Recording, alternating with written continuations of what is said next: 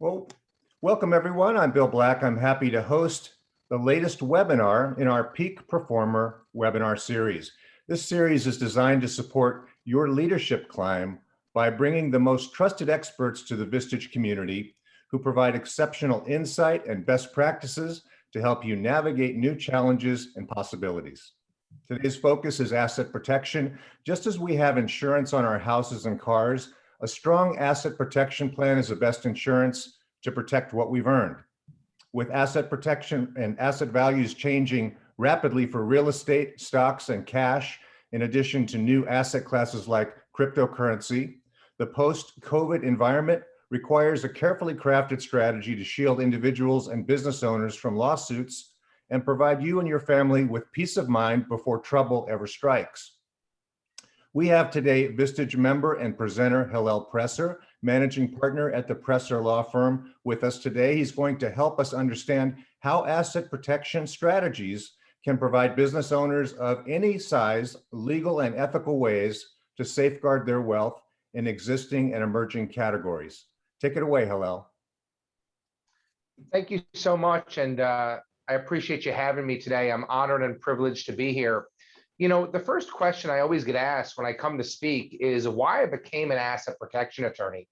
And as far back as I can remember, if you would have asked me when I was 10 years old what I was going to be, I would have told you hands down that I was going to be a lawyer. And it probably had something to do with the fact that I was very close with my uncle at that time. And my uncle was one of the first personal injury attorneys to ever advertise on TV. And he would get on TV and he'd scream at the top of his lungs, I'm Jim the Hammer Shapiro. I'll wring out every penny, squeeze out every dime. You don't have to like me, just make sure you call me. I may be an SOB, but I'm your SOB. And I'm going to take just 30 seconds to show you one of Jim's many ads. Hurt? I cannot rip out the hearts of those who hurt you. I cannot hand you their severed heads. But I can hunt them down and settle the score. I'll squeeze them for every dime I can. Every single dime. I'm Jim the Hammer Shapiro. But I cannot proceed until you call. 1-800-546-7777. You call, I hammer. Now, because we have such a short time period, I won't show you my favorite ad where his face actually pops out of the zero or the 1-800 number, but I think you guys get the point.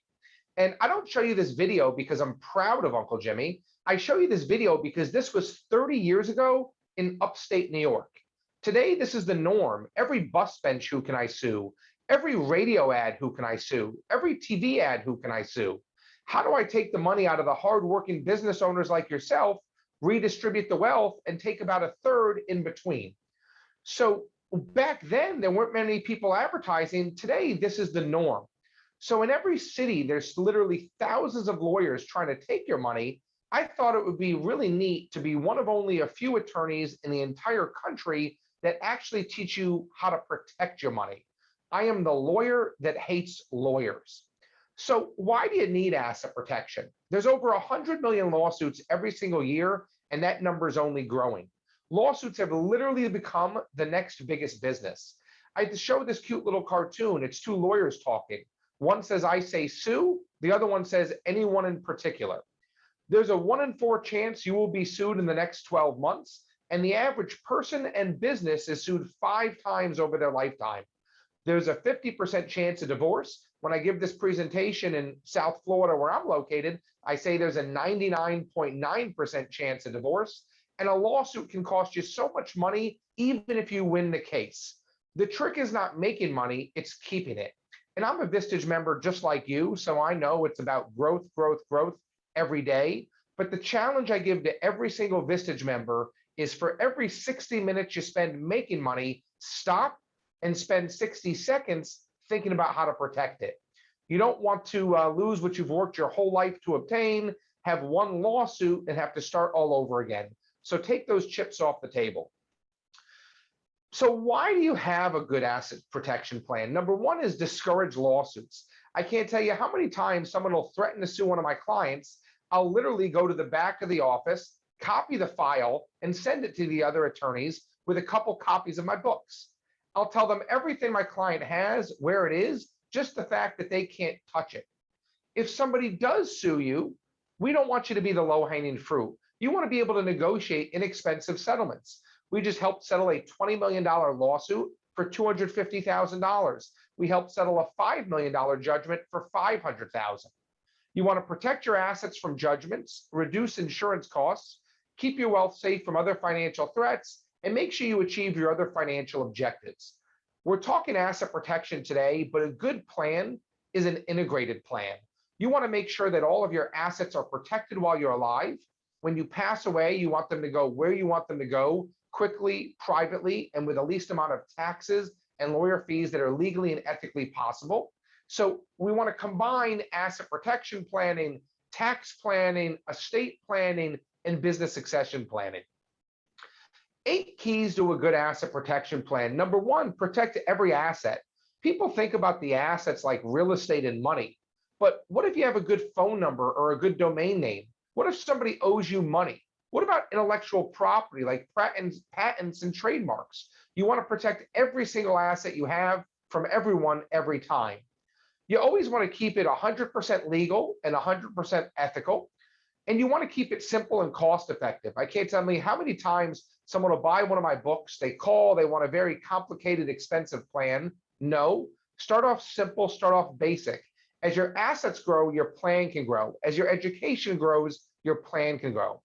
You want to make sure that your asset protection plan fits your other financial goals and that it allows you to retain control. One of the most important things that I'll say today is own nothing, control everything. Own nothing, control everything. You want to keep your plan up to date. Hopefully you get a medical physical each year. You want to have a financial physical each year. You want to be comfortable with your plan. It should help you sleep at night. And your plan should be totally effective against any threat. Shouldn't matter if your next door neighbor is suing you or the most powerful attorney downtown, your asset protection plan should stand the test of time. 3 maxims of asset protection. Number 1, protect yourself before you have a problem. You don't buy the car insurance after the accident. You don't buy the life insurance after the death. You have to be proactive. You want to start with a basic plan and add firewalls as needed. And you don't want to look for one magic bullet. Asset protection is not cookie cutter. Everybody needs an individualized and customized and tailored plan that fits their specific needs. Everybody's assets are different. Everybody's potential threats and creditors and liabilities are different. And while one may be protecting from a teenage driver, another from a second or third marriage, and someone else may be taking the chips off the table from a business that they just sold. 5 biggest mistakes to avoid. Number 1, hiding your assets. Asset protection is not about hiding. It's not about secrecy. It's about protection. And with a good asset protection plan, you should be able to tell everybody what you have and where it is. They just shouldn't be able to get to it. You never want to title your assets to straws. I can't make these stories up. I had a guy come in and say, Mr. Presser, I'm being sued, but don't worry, I gave everything to my best friend. What actually makes you think that your best friend has less legal and financial trouble than you? Can't make it up. The guy came in and said, I'm being sued. I gave everything to my best friend. His best friend got a divorce, and his best friend's ex-wife took my client's assets. You never want to title all your assets to your spouse. We see this with a doctor client. Oh, I'll put everything in my spouse's name. They're less vulnerable. No, nobody's immune from a lawsuit. Nobody gets up in the morning expecting to be sued. The husband or wife could just as easily get in a car accident, taking the kids to soccer practice. And if you go shoving all the assets in one spouse's name, you might mess things up for estate planning and tax planning. Never commit any fraudulent transfers. This means be proactive, and you never want to break any laws. Always keep it legal, always keep it ethical. Okay. Hopefully by now I laid a little bit of a foundation about what asset protection is and why it's so important. What I want to do now is talk about some of the basic strategies that you can use of how you actually can protect your wealth. So in the middle, we have exposed wealth. And what exposed wealth is any asset at all that's in your name. And it's exposed because it's in your name and you can lose it. So think about it. If you have a checking, savings, stocks, bonds, CDs, money markets, brokerage account, and it's in your name, or the name of your trust, well, if you get sued, you can lose it. If you have any real estate in your name, if you get sued, you can lose it. If you have shares in a company, a C Corp, an S Corp, an LLC in your name, you can lose it. So the whole goal is never to have any exposed wealth. Own nothing, control everything. Own nothing, control everything. If you have anything in your name, it's exposed. And if you get sued for any reason at all, you can lose it. I don't have one thing in my name. I don't want to own anything. I work way too hard. I don't want to do this again. The key is not, do you own it? The key is, do you have control over it? So you want to make sure that none of your assets, whether it's money, real estate, companies, any asset at all, you do not want it in your name, because if it's in your name, you can lose it. So there's tons and tons of strategies, and I just want to focus today on 3 of the most important ones. Number 1, and this is actually my favorite, is you can transfer an asset to a protective entity. And what that means is you can take the asset out of your name and put it into some sort of protective entity like an LLC or a limited partnership or a trust. This is probably my favorite way to protect assets, and we'll talk about that in a little bit. The reason why transferring your assets to a protective entity protects you is because if the asset's in your name, you can lose it. But if the asset's in the name of the protective entity, the LLC, the limited partnership, et cetera, if you get sued, you don't own the asset. The protective entity owns the asset, so you can't lose it. Another strategy is to convert your assets into exempt assets. Exempt assets just mean what type of assets are protected by state law, and every state is different. I'm going to talk to you today about what's protected in Florida. If you want to look up your state at a later date, you can go to our website. It's www.assetprotectionattorneys.com. If you hit the button that says domestic asset protection, there's a button called financial exemption planning, and we list every single state.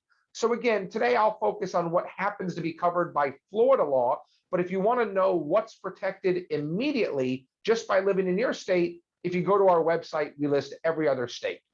And then third, I want to talk a little bit about protecting with liens. Poverty is power. What's a $100,000 Mercedes worth if you owe $95,000? What's $1 million house worth if you owe $950,000? So there's legal and ethical ways that you can put liens and mortgages and encumbrances on your property where nobody can take it. What I want to do is start just by talking a little bit about transferring to protective entities. And one of the biggest protective entities that we use these days are LLCs. And we use LLCs for a lot of different types of assets. So we use them for real estate. We use them to own toys. We use them to own businesses, et cetera, et cetera. Let's talk about real estate for a minute. If you own a piece of property in your name and you get sued, you can lose that piece of property. If you instead put that piece of property in an LLC, if you then get sued, you cannot lose that piece of property. If you own a piece of property in your name and somebody gets injured on the property, maybe you rent it out, the renters throw a party and somebody gets injured. If somebody gets injured on the property, they can sue you and come after anything that you own. If you own that piece of property in an LLC and somebody gets injured on the property, they can only sue the LLC. So one of the main reasons we use LLCs for real estate is twofold. Number one, if the property is in your name and you get sued, you can lose it. If the property is in the LLC and you get sued, you can't lose it.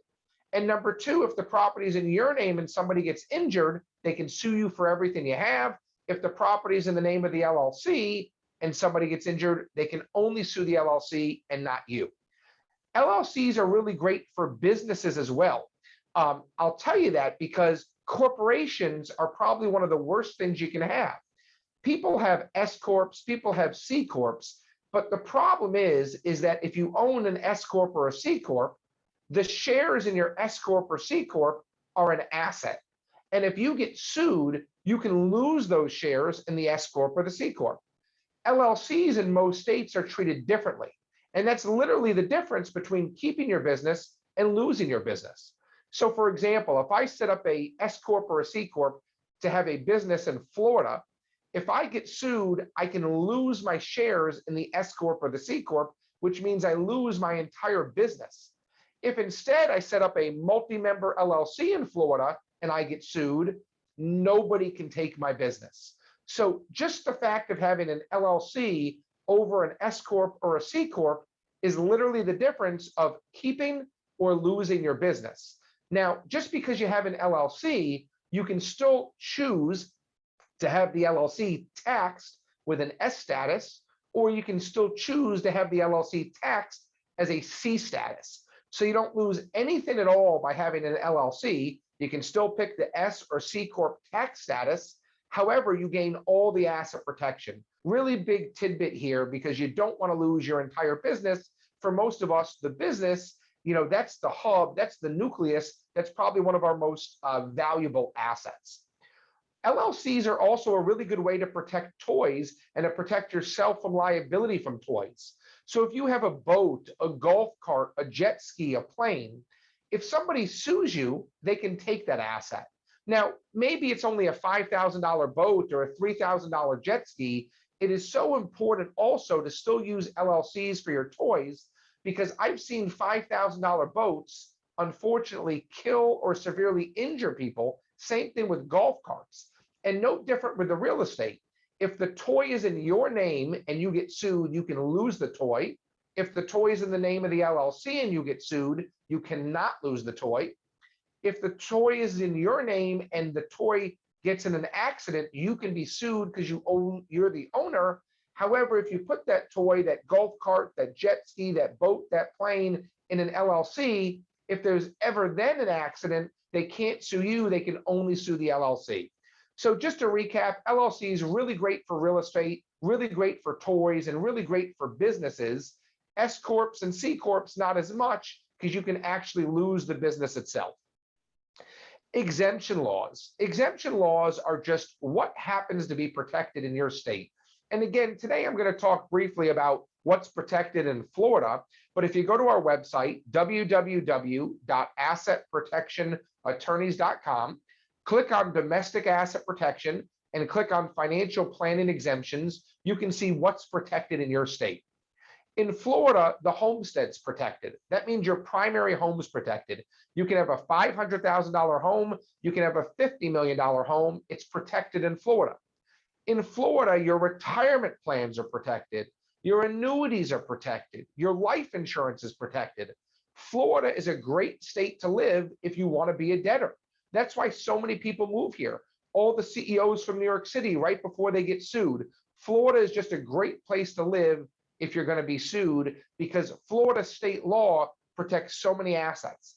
Now, for example, while life insurance might be fully protected in Florida, in Georgia, it's only protected up to about $4,000. And while retirement accounts might be fully protected in Florida, in California, they're only protected up to the extent that the court deems them reasonably necessary to use for support for kids and spouses. So you want to check the exemption laws for your state.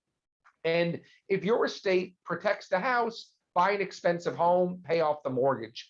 If your state protects the retirement accounts, put as much as you can in retirement accounts. If your state protects a life insurance and annuities, you may want to consider investing in life insurance or annuities. So again, exemption laws are just things that happen to be protected by state law.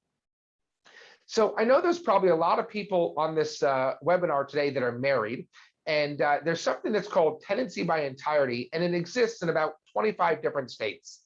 It's only for a married living couple.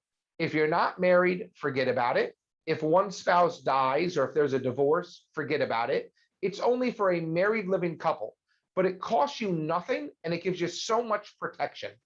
Here's how tenancy by entirety works. Tenancy by entirety means and states that an asset of both spouses are not subject to the creditors of one spouse. So for example, if I have a checking account with $200,000, if I get sued, I can lose the $200,000. If my wife has a checking account with $200,000 and she gets sued, she can lose the $200,000. If instead me and my wife each take our $200,000, put them together in one checking account, now it's one account with $400,000, and we label it tenancy by entirety, If I get sued, the creditors can't take 1 penny. If my wife gets sued, the creditors can't take 1 penny. The only way a creditor can even potentially try and go after that money is if they sue both the husband and the wife, which is normally very rare. Maybe the husband gets sued in business. Maybe the wife gets sued for a car accident. But a lot of times it's one spouse being sued, not both spouses. So if you live in a state where there's tenancy by entirety, if you're in a good marriage, it costs you absolutely nothing. You want to title your assets tenancy by entirety. My wife literally tells me every day I only married her so I can get this extra protection. Again, if you go to our website, www.assetprotectionattorneys.com, under domestic asset protection, there's a tenancy by entirety button. If you click it, you can see, is there tenancy by entirety in your state and what assets do they have it for? Some states you can use tenancy by entirety only for real estate. And in some states you can use tenancy by entirety for any assets. Limited partnership, another type of entity similar to an LLC, just a different type of entity.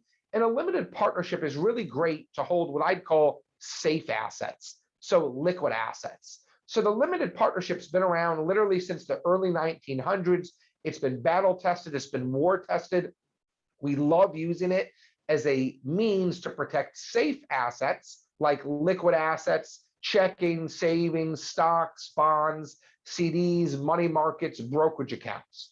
So essentially, if you compare the limited partnership and the LLC, we like to use the LLC for dangerous assets like real estate, businesses, toys, things of that nature. And then we like to use the limited partnership for safe assets like checking, savings, stocks, bonds, CDs, money markets, brokerage accounts. And people always ask the question, well, wait a minute.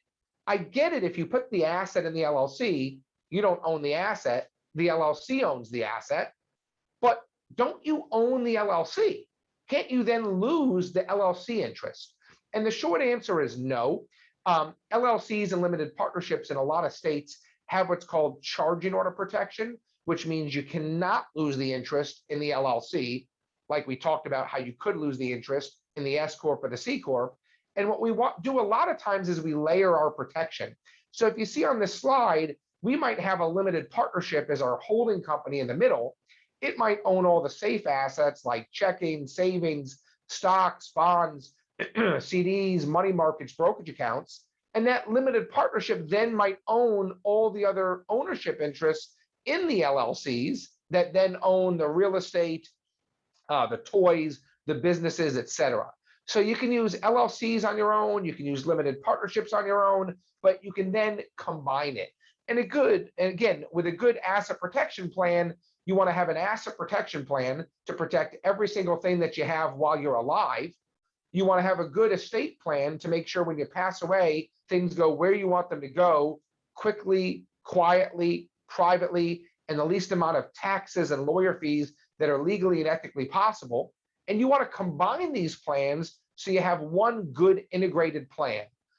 Anytime you're buying any asset, selling any asset, buying a business, selling a business, buying a boat, selling a boat, getting insurance, getting rid of insurance, you always need to be thinking asset protection, estate planning, tax planning, business succession planning, etc.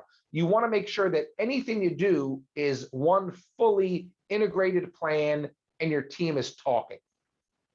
I want to talk a little bit about crypto today, just because it's getting more and more common. And essentially about 29% of Americans, which is roughly about 46 million people, own some sort of cryptocurrency today. And about between 2012 and 2020, Bitcoin has literally gained about 193,000% and has a market capitalization of over 1 trillion with over about 350,000 daily transactions. And that's just, first quarter 2021. I only see this getting more and more. The confidence in cryptocurrency has grown to about over 50% worldwide in the past few years. And let me be clear, guys, I am not telling you to go out there and buy crypto. I'm not telling you to go out there and buy Bitcoin. I simply want to talk about it's a new type of asset and how do we protect it. Crypto assets need protection. The market cap has literally passed 10 cent, and you can see it there, literally just under Google. So, I mean, so important these days. There's so much of it. And essentially, the reason why your crypto assets are not safe is because the IRS has deemed cryptocurrency essentially as a taxable asset. So going back to 2014, virtual currency has been treated as actual property by IRS guidelines. And with this classification, cryptocurrency is now open to becoming a target asset for lawsuits and judgments. And crypto as property limits the ability for any individual or institution to place a garnishment upon it. However, it does add to the overall net worth, raising potential garnishment issues and things of that nature. And also, crypto is equally as vulnerable to lawsuits and seizure as any other asset an individual or business may have. Think about it. You know, I don't care if you have $3 million in the bank or $3 million in Bitcoin or a crypto asset or a $3 million piece of real estate. The key is at the end of the day, it's still an asset. And people think that, you know, crypto is so private, which it is, until somebody asks you under oath or in a, under oath, either in a deposition or a financial affidavit, whether you own any crypto. And if you lie, you know, the cover-up's worse than the crime. You know, you can go to jail for that. So while people think crypto is so quiet and private, it is until you have to answer about it while you're under oath for a deposition or a financial affidavit. So again, why are the crypto assets not safe? The digital currency is subject to the disclosure that we just talked about in the instance of judgments, just like any other account, investment, or real property. And the public ledger blockchain gives literally predatory legal professionals a tool to leverage timestamp transfers to validate or invalidate the legitimacy of your asset movement. And taking no action and planning to conceal ownership is not a legitimate asset protection strategy. It's fraud with high consequences, and we do not want to talk about that. Again, we always want to be legal. We always want to be ethical. And if you choose to invest in crypto or any sort of Bitcoin or crypto asset, you want to make sure that it's protected like any other asset out there. So how do you protect the cryptocurrency? Okay, many of the same strategies that we discussed previously are in line with unique ways to protect crypto. You can use limited partnerships to protect crypto. You can use LLCs to protect crypto. You can use international trusts. So just like we use domestic and international asset protection to protect any asset, you can do the same thing with crypto. And essentially, crypto assets that are held in your personal name or your domestic revocable living trust are subject to all of those personal and professional liabilities, much like any other asset. You should not hold the cryptocurrency in your personal name. Lastly, and again, guys, I'm just trying to give you kind of the 30,000-foot overview here. Lastly is just to talk about cryptocurrency in your estate plan. I think it's really, really important. Just like cryptocurrency should be accounted for in your asset protection strategy, it should also be included in your comprehensive estate plan. And when I say estate plan, I don't just mean estate planning, I mean tax planning and things of that nature as well. So you want to make sure to provide access to your private key. Of course, if nobody has this key, it can effectively be destroyed and be totally inaccessible to anybody when you pass away. You'll probably want to include a personal ledger with which coins you own, when and where it was purchased, and at what price. There could be some capital gains and tax issues. And you also want to provide details on how you're actually holding that cryptocurrency. Is it in your name? Is it in an entity? And things of that nature. And you, of course, want to have instructions on the wishes for the distribution and management of your crypto assets, just like any other asset. And again, I know we're having a very, very short presentation today. We really just wanted to give you kind of the 30-minute level overview of protecting assets, protecting crypto in a post-COVID world. So what I want to do is just take 2 or 3 minutes to recap what we just discussed. And then please stay on, because I want to use the majority of the time, the last 10, 15, 20 minutes, whatever we have, for any questions that you guys may have. So just to recap, guys, asset protection is so important. Lawsuits have literally become the next biggest business. Liability insurance, unfortunately, is just not enough. There's a lot of things that insurance doesn't cover. My dad used to tell me growing up, he'd say, son, the big print giveth, the small print taketh away. Anything that's in your personal name or your trust, you can lose. So the goal is to own nothing, control everything. Great ways to do that is to get your assets in LLCs, limited partnerships, trusts, protected entities, invest in exempt assets that are protected by your state law, and equity strip them so you don't have big, essentially net asset values and equity in any of those assets. Before we go to the questions, I just want to thank you guys. I'm a Vistage member. I've been a Vistage member on and off, gosh, for probably 10 or 15 years or so. I've been a Vistage presenter for probably longer than that. So as a courtesy, Vistage member to Vistage member, if anybody would like a complimentary preliminary consultation to talk privately one-on-one about their assets in detail, I'm more than happy to speak with you. Also, if anybody would like complimentary copies of the latest books that we authored on asset protection, I'm happy to give those to you. I'm just going to throw up a poll right now. If you want to just take 30 seconds and fill it out, that'd be great.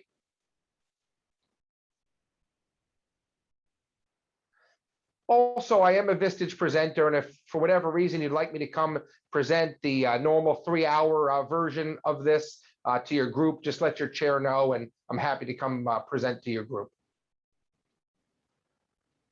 We'll take about 10 or 15 more seconds to fill out the poll, and then we're going to switch to questions. I want you guys to get the most out of this, so please, after you fill out the poll, write in, type in any question that you have. You can ask me anything at all, and I'm more than happy to answer it.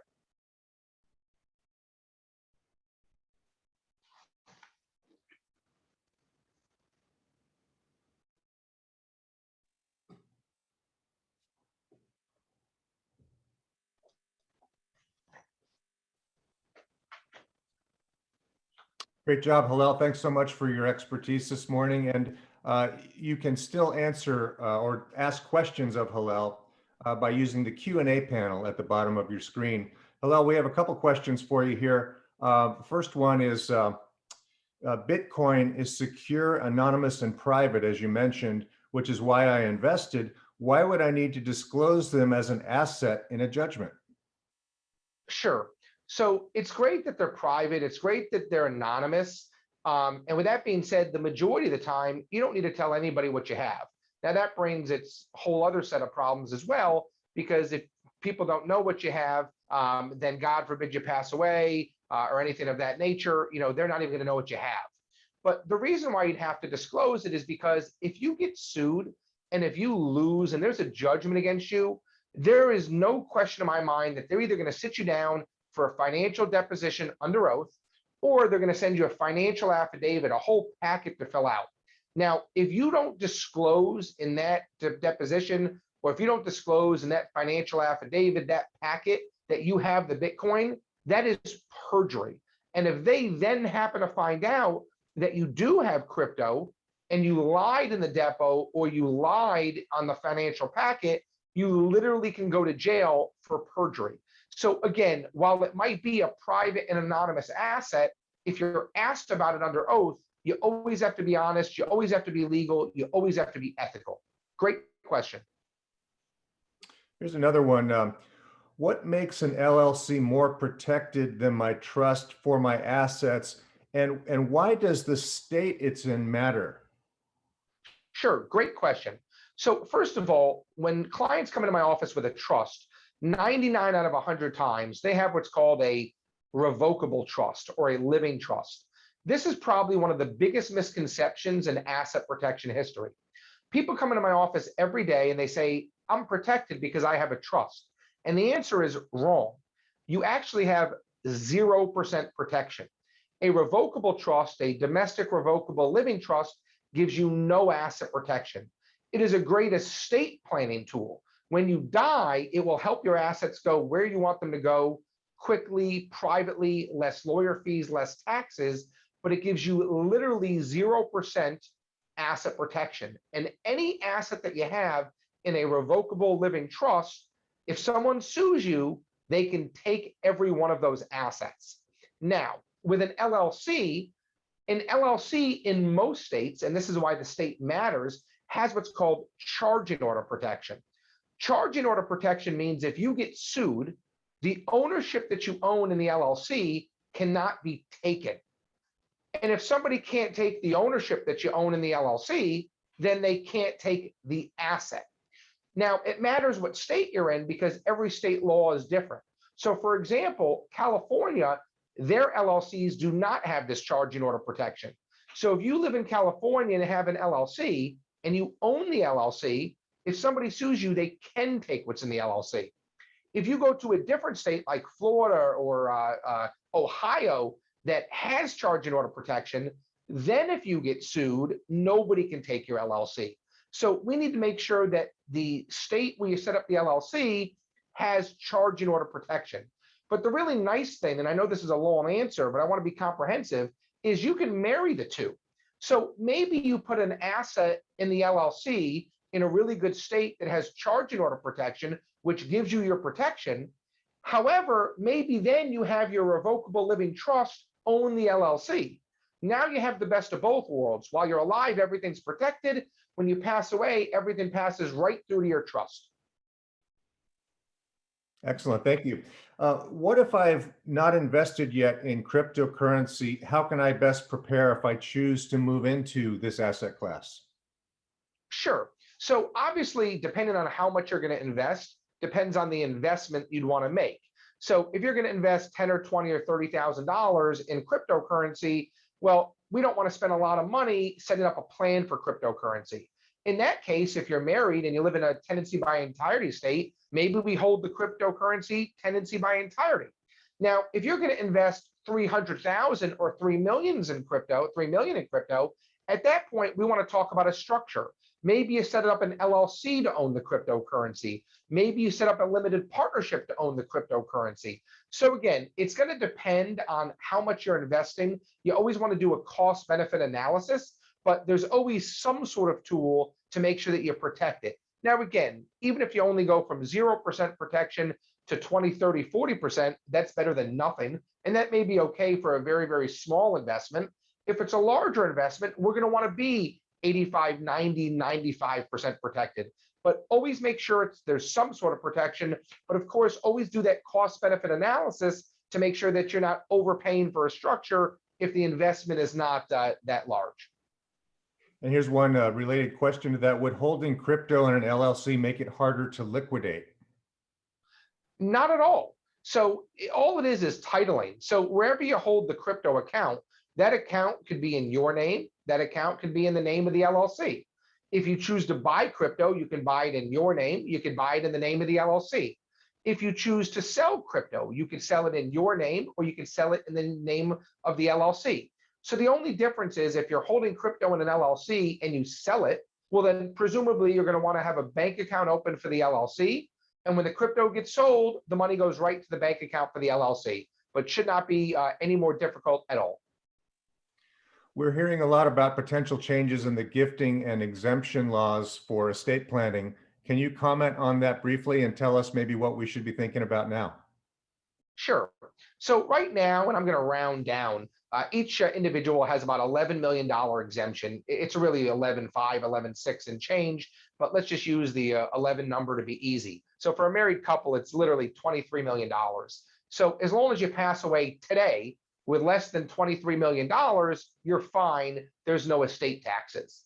The problem is that in a few years, that $23 million or 11.5 per person is set to sunset and go down to about 5 and change. So that means if you die with more than $5 or $5.5 million, you pay taxes. So if you're worth 10 million, the first 5 or 5.5 are tax-free, and the next you're probably going to pay about 50% plus or minus in estate taxes.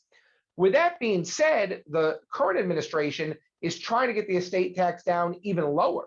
There was a point where it was $600,000.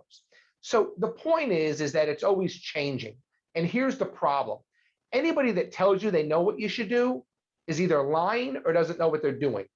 Anybody who tells you you shouldn't do anything because there's a $23 million exemption, doesn't know what they're doing. Because the issue is we don't know when we're going to die. We don't know what the exemption will be when we die. And we don't know what will be worth when we die. So I always tell the clients, hope for the best, prepare for the worst. Hope for the best, plan for the worst. I don't care if you're worth $20 million, $10 million, $5 million. Although the estate tax might not affect you today, there's a very, very good chance it'll affect you in the future. So my best advice is no matter how little or how much you think you're worth, no matter how safe you think you may or may not be today or in the future, nobody knows what the exemption will be 3 years, 5 years, 8 years from now. I believe that the exemption will go down. We owe trillions and trillions of dollars in taxes. Who better to tax than dead people? Dead people don't complain. In most states, they don't vote. So again, I see it going down. That's just my guess. Nobody knows. Plan for the worst, hope for the best. And that brings us to our last question, which is at what size business or estate should I employ some of the asset protection strategies you discussed? You kind of just answered this a little bit, but maybe you can expand on that for some of our listeners. Sure. It doesn't matter how little or how much you think you have. You want to protect yourself. First of all, everybody always thinks they have less than they do. If you don't think you have that much, see what happens when you take it all away. It doesn't matter how little or how much you have, you want to protect yourself. Now, think about it. We've represented, 30, 40, 50 professional athletes, NFL, NBA, celebrities. Well, if an NFL player signs for $50 million, if they get sued for $5 million, they're not happy, but they still have $45 million left. The average person saves up a couple $100,000 over their career. If they get sued for $1 million, they're wiped out. So I can easily argue that the less you have, the more important the protection becomes. Again, still got to do that cost benefit analysis. We're not going to do the same type of plan for someone who has $300,000 net worth as we are for someone who has a $50 million net worth. But again, I don't care how small the steps are, no matter how little or how much you have, you always want to make sure that you protect what you've worked so hard for. One lawsuit can literally take everything away. You don't want to be backing out of your driveway, hit a bicyclist and lose everything, have to start all over, or one slip and fall on your property, or one divorce. Take the chips off the table. It's a form of insurance. Hopefully you never need to use it, but if you do, it'll be there for you. Hillel, thanks so much for sharing your insights today. Very interesting topic. Thank you. Thank you for having me. And if you liked what you heard and you're interested in having Hillel or his staff talk to your Vistage group, just talk to your chair. We'll send a link to the recording of this webinar and a link to the slides in 24 hours from now. And continuing on the theme of managing risk and protecting your business, please join us next week for our next Peak Performer webinar on cybersecurity. You can register at vistage.com/webinar. Have a great day and stay safe.